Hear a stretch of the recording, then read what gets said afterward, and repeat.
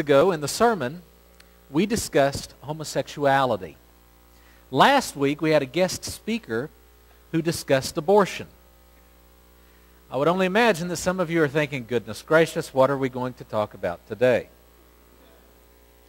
Well, back in February, I preached a sermon series called After the Wedding. And in that sermon series, we looked at the importance of marriage and what it's supposed to be. We talked about the stages of marriage and how to maintain love in marriage and how to restore romantic love if it's faded. And we also talked about communication in marriage. But there was one aspect of marriage that we didn't have time to talk about back in February. We had to get to that sermon series on the gospel, which was tied to the calendar. So today is a continuation of that series after the wedding. One more installment. Today we're talking about conflict. And although we're talking about conflict within the context of marriage, the principles that we will be discussing can apply to conflict in regard to any relationship. Conflict with friends, with siblings, with parents, with coworkers. These basic principles apply in any relationship. But we're specifically talking about conflict within the context of marriage. There's a reason for that.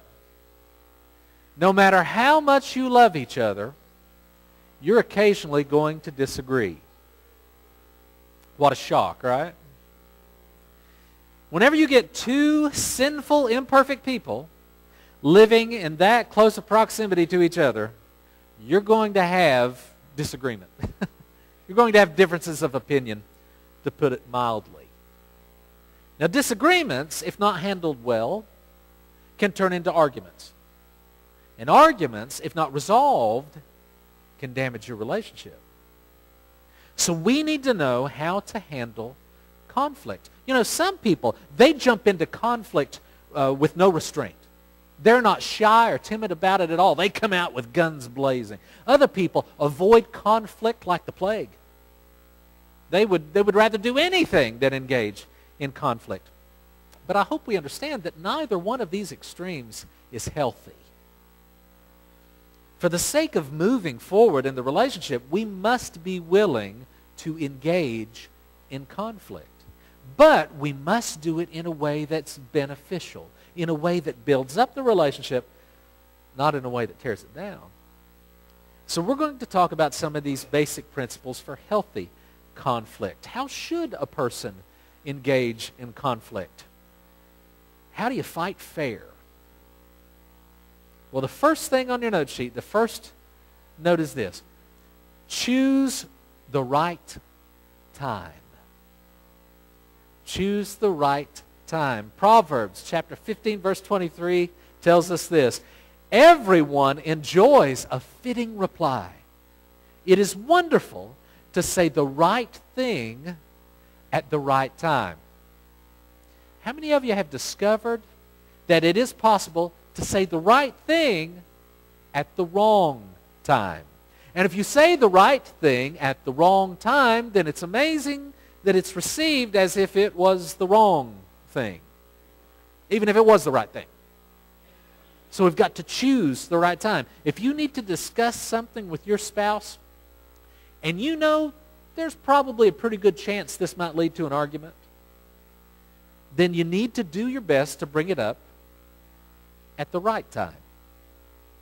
So what is a good time to try to resolve a conflict?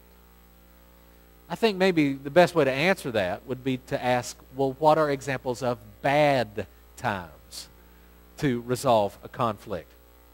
Well, here's just a few examples. One bad time is as soon as you get home from work. As soon as you come in the door. That's not the way most people want to be greeted. When they walk in and, oh, you need to hear this. Boom, and there it is. Some people, if not most people, need a few minutes to relax after work before they're ready to engage in a serious conversation. Maybe you're like that. I was reading an article about relationships this past week, and one of the fellows that was quoted in the article said this.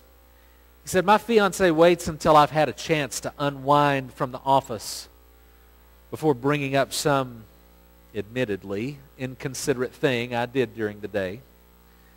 Is it fair that she has to keep her anger in check? Definitely not. But that 30-minute timeout is the difference between us talking to each other or screaming like maniacs. It's made our relationship a zillion times better." So, what's a bad time? As soon as you get home from work. Another bad time to try to resolve a conflict. In public. In front of other people. In front of your in-laws. That's a bad plan. Family members tend to choose sides. And you'll find that family members, if you start talking to your parents, well, you're not going to believe what he did this time. Or you're not going to believe what she's doing. Dad, she's driving me crazy. Family members usually tend to have a harder time forgiving them than you will.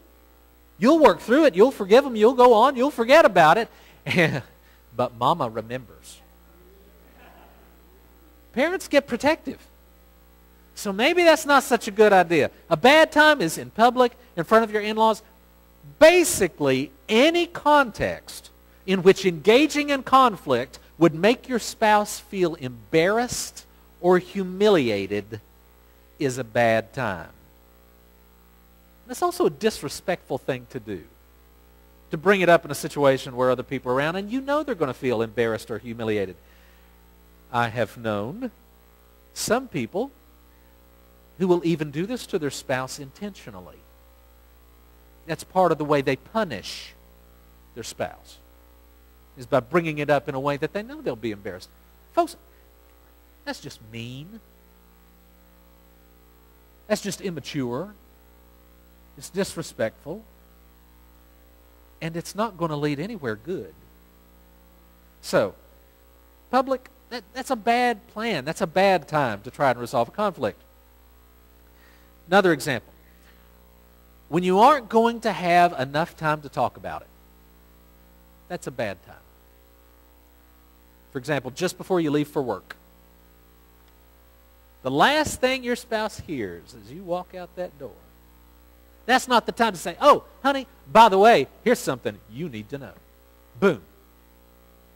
Well, that's not good. You'll work through it your day and you feel a little better because you got it off your chest. Everything's doing great. You come home and guess what your spouse has been doing all day?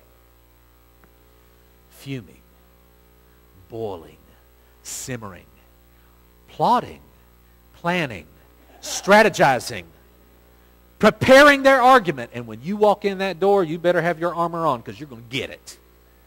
So that's a bad plan. Don't try and begin a conflict discussion when you don't have time to really talk about it. Sometimes people will do this just before they come to church. Have you guys ever been in that situation? I'd say that most marriages at some point, something like this happens. For whatever reason, you're bent out of shape with each other, and you're arguing back and forth. "Oh, yeah? Well, what about this?" It's going back and forth and back and forth. And then you pull into the parking lot of the church, and you get out and you walk in the doors, and suddenly, "Hi, how are you doing? Good to see you." We're blessed. We're fine. Aren't we, honey? We're lying through our teeth. That's a bad plan. If you think this could lead to an argument, don't bring it up right before you enter the church building or right before your child's baseball game begins or whatever. If you're about to be in a situation where you're not going to have time to talk through it, it's not a good time to bring it up. Now again, like I mentioned before, I've known some spouses who will do this intentionally. This is the way they punish their spouse because they know, okay, if I tell them this right before we enter the church building, I know they can't say a word back. And for the next 2 hours or so, they just have to stew in it. That's evil, kind of like that laugh I just did. It's kind of scary. It's kind of spooky.